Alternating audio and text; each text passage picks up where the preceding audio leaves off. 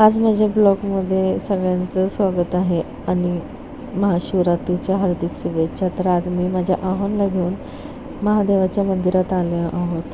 सातारा शेंद्रे येथे सह्याद्रीच्या कुशीत बसलेलं असं एक छोटंसं महादेवाचं मंदिर आहे आणि बरेच दिवस झालं माझी पण इच्छा होती की ह्या मंदिरात येण्याची. ती आज फायनली पूर्ण झाली आहे आणि खूप छान असं वाटतं आहे ह्या मंदिरामध्ये येऊन. मी खूपच खुश आहे आणि आजूबाजूचा परिसर पण खूप छान आहे आणि आम्ही मंदिरामध्ये प्रवेश केला.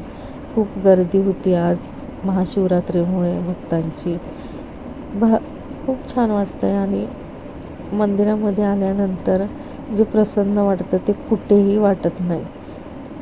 महादेवाच्या मंदिरामध्ये जी प्रसन्न आहे ना ते कुठेच आपल्याला शोधून भेटत नाही.